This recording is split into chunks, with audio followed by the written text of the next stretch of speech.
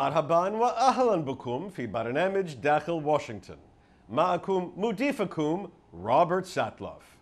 هذا فصل الصيف من جديد في واشنطن. درجة الحرارة مرتفعة. الكونغرس في عطلة.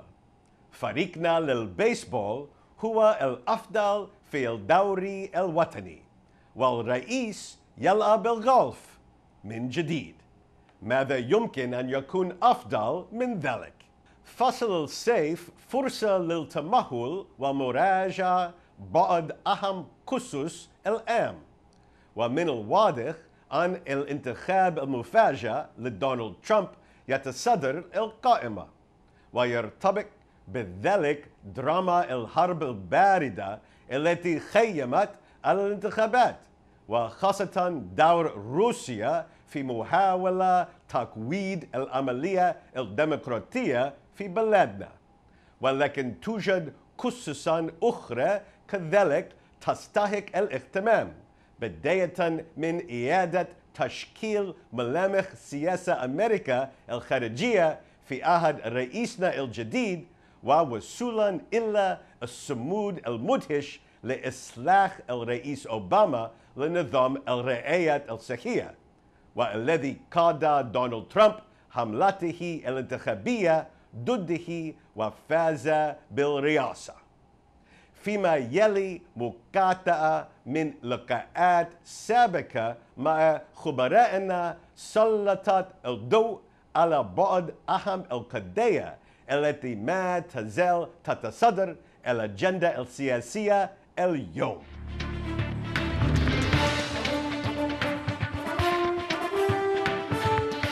Welcome back to Dakhel Washington. We're sitting today with Patrick Tucker to talk about technology and policy. Thank you so much for joining us today. Thank you for having me.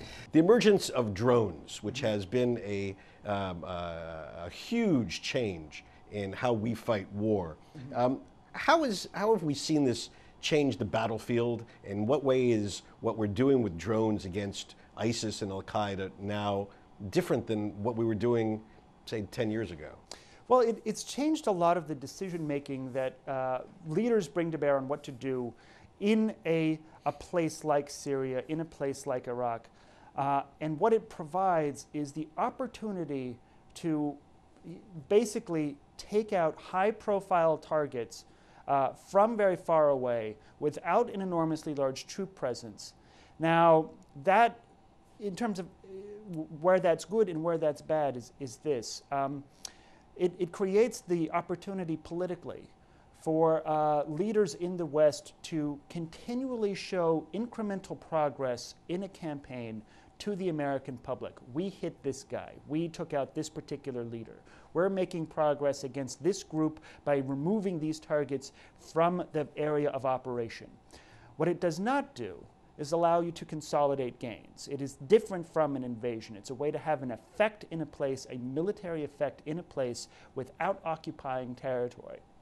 And there's a lot of people in the military that say you can't really affect change on the ground until you can actually occupy territory. What it allows in terms of the Obama administration and in terms of what's going on right now in Iraq and Syria, this allows, to their mind, Iraqi security forces, Syrian rebel forces to work more effectively against their enemies so that hopefully it is they that occupy the territory and consolidate those gains. The United States needs to step back and play a more supportive air support role. Can we envision another generation of this and that we won't need manned aircraft any longer? Are we going to start having air-to-air combat with drones? Is the Air Force going to go the way of the mounted cavalry? Well, if you talk to General Welsh, the Secretary of the Air Force, he will say absolutely not in that I can foresee. We're going to have manned aircraft. The F-35 Joint Strike Fighter is a great example for at least another 10 years. You can't create an artificial intelligence that can do what a pilot can do, and he is a pilot. When you have to, here's the thing, when you have to stick a person in that plane, the cost of that machine goes up a lot. You've got a big fragile biological system that you have to account for that's going to go into combat. And it like brings up the complexity and the cost of that system, and it helps us to create these very exquisite, very complex things like the F-35. Now, there's a different point of view. A lot of people in town are talking about, and what I mean by that is in Washington, D.C., in sort of military intellectual circles, and that's this emerging capability for drone swarming. So you have lots and lots of small, very disposable drones that are guided primarily by artificial intelligence within themselves, and at much less cost, they can overwhelm an enemy. It doesn't matter how many of them you destroy because they're so cheaply replicated, they're so cheaply built. So right now, the United States military is working on both of those things. They certainly aren't willing to say yet that artificial intelligence can replace a manned pilot. And in fact, when we talk about the drones that are over the Middle East, these are, and the military likes to point this out a lot, these are unmanned only technically, but there's 5 people behind that drone operation, you know, at any somewhere time. At some Air Force base. Right. That Air Force base for right now is mostly the Creech Air Force Base outside of Las Vegas. It's about 40 miles outside of Las Vegas. It's ballooned tremendously since the start of U.S. operations in Afghanistan. It's a bizarre place. But if we can, I mean, if we're making automobiles that drive themselves, is there fundamentally a reason why planes can't fly themselves too? Well, there's an X-47B drone that does a lot of flying by itself, but we're asking these machines to do something incredibly important and with international consequences. And for the United States military, the chain of accountability on that is something they really want to maintain control of. So there's this term that's on the loop, a human presence according to a 2012 DoD directive signed by then Deputy Secretary and now Secretary of Defense Ash Carter, says a human has to be on the loop whenever one of these machines selects a target and engages a target. It's the human that selects the target, and right now it's the human that also hits the target with a sensor operator beside him and 3 intel people in back. What they do want to move to, though, is a situation where you have 1 drone pilot, 1 sensor operator, and that pilot can perhaps control about 5 of these. And that they call him when they detect something that they want his input on. He gets to make sort of like the executive decision. He kind of becomes a boss of robots. So then you're faced with this weird gray area, right, where you want to know what is the information that that robot is confronting that human being with. Are we giving that human being enough information to make a qualified decision? What if they all detect something at the same time? These are the big questions that the military is asking right now about the future of this platform, because as I mentioned, right now we fly these things pretty much out of 1 base in Vegas. Drone operators are tremendously overwhelmed. This is a capability that they never thought would be so necessary for the military. The Obama administration wanted to be in the China Sea right now, not using these things to hunt terrorists. So drone operators right now are tremendously overwhelmed. The military is rushing to put more and more of these capabilities out there. They can't create enough drone operators fast enough. And so you get into this weird situation where we're trying to innovate this machine, this entire system, so that this one person can do more. And you've got to wonder at some point, do you dilute the authority of that decision-making process? Do you dilute the humanness in that exchange? Because that's something the military really wants to hang on to.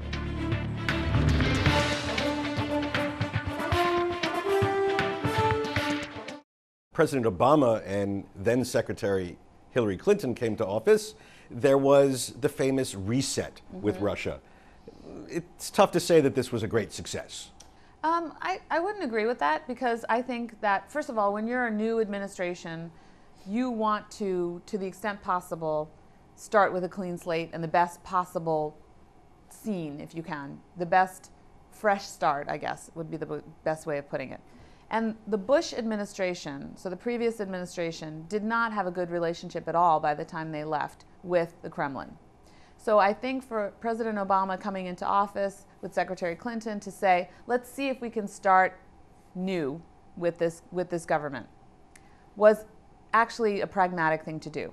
And I don't think that President Obama or Secretary Clinton were under any illusions. They knew who they were dealing with. But they said, let's be pragmatic, because they found that that was a good approach with the Russians. And generally speaking, it is. And in that case, it also was, because we got some good things from the Russians during that reset time period. We got from them, first of all, a new strategic nuclear agreement. The New START agreement was signed with the Russians, which will bring down the number of strategic weapons on both sides again. So that's important. Second, we got Russian agreement to a northern distribution network, which brought supplies to and from Afghanistan through Russian territory. So that was very important, especially for our military. We also had a 123 civil nuclear agreement, so-called 123 agreement. It's basically a civil nuclear agreement with Russia that we signed.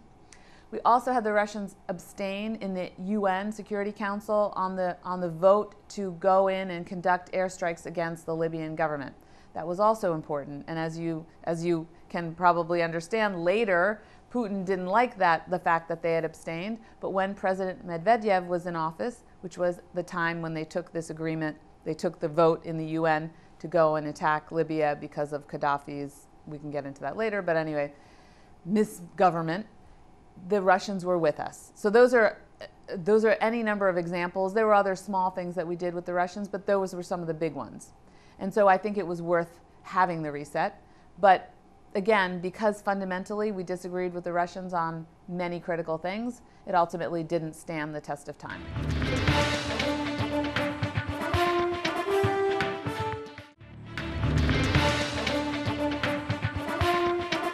Healthcare reform, Obamacare, Yes. and its impact on taxes.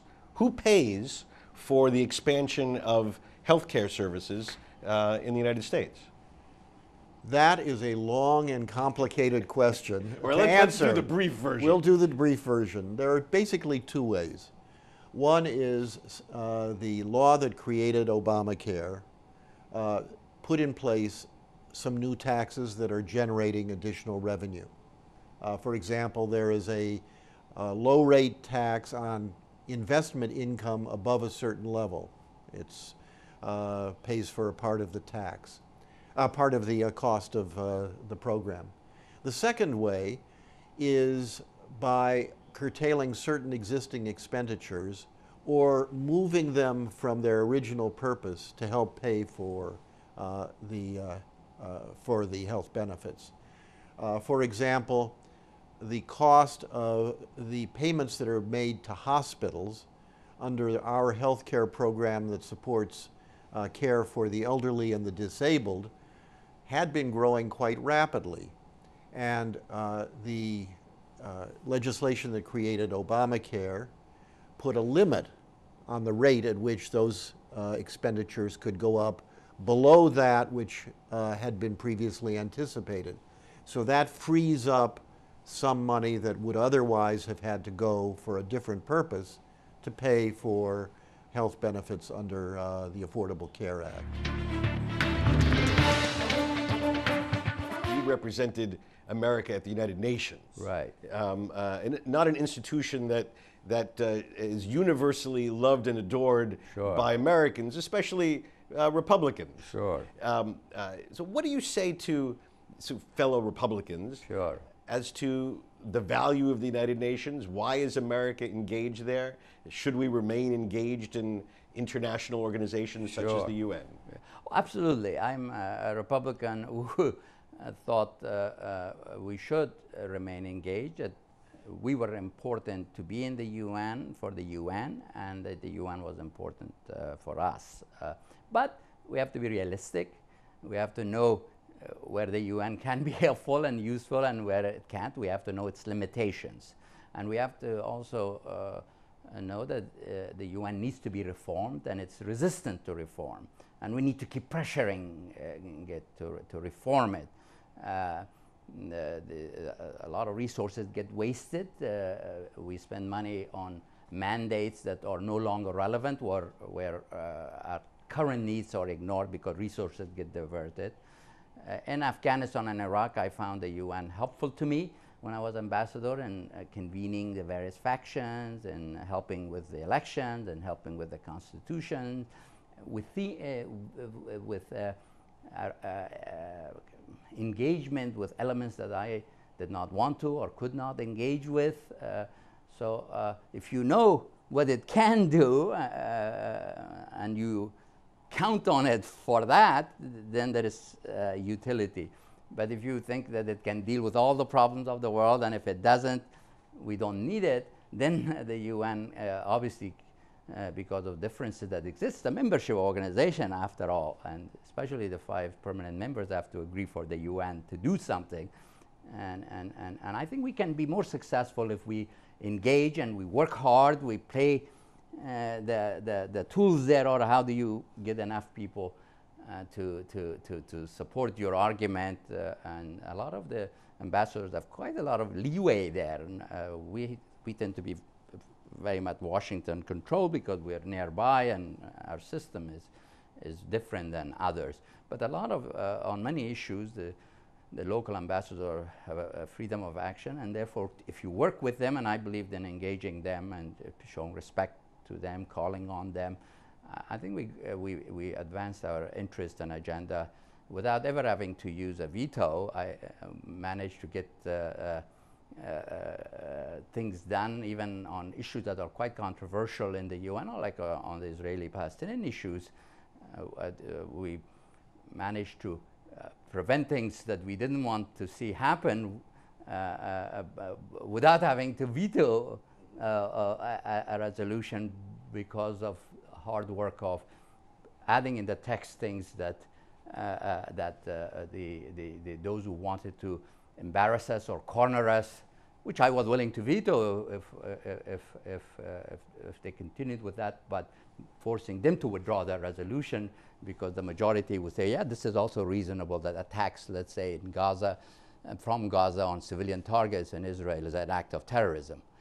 Well, if you put that in there in one resolution, I said I could see if I could support that, and they would withdraw the resolution, therefore. So it's you have to know the logic of the institution, the culture of the institution, and how you operate within it. In your experience, if you could wave a magic wand and fix something that is broken or in need of repair, what would that be? Well, I think that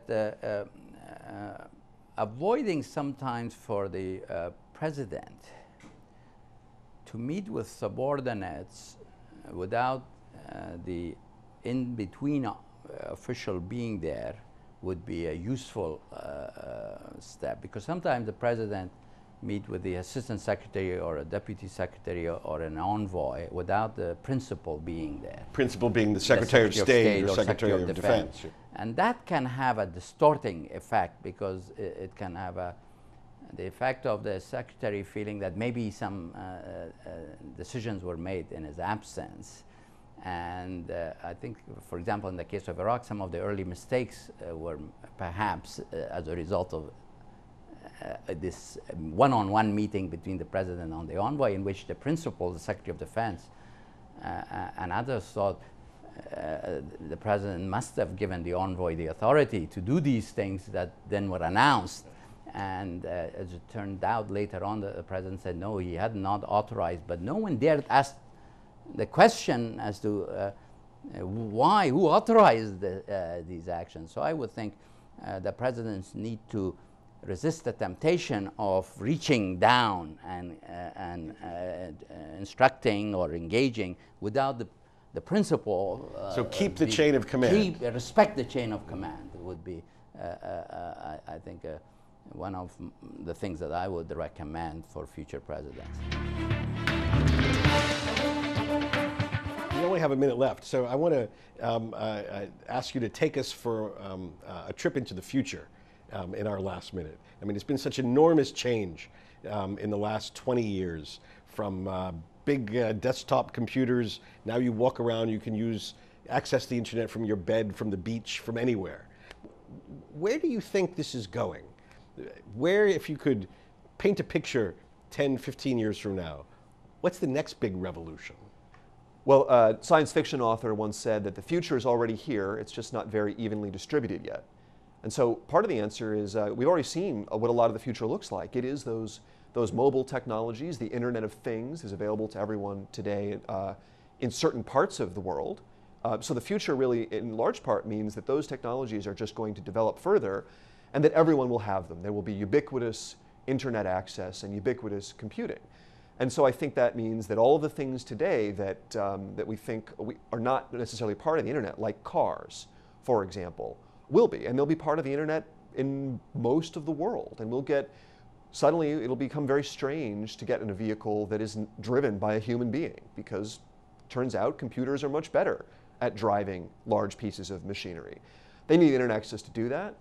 They need an appropriate regulatory regime to make sure that, that companies are actually responsible. But by and large, those things will make the world much better off. People who die on the roads today won't die anymore. We'll have the ability to use technologies like drones to gather information about the world, and it'll change real estate markets, for example, agriculture, package delivery. You won't necessarily need a parcel company to take a package to your door. You might get it by a drone. بهذا نصل إلى نهاية هذه الحلقة من برنامج داخل واشنطن.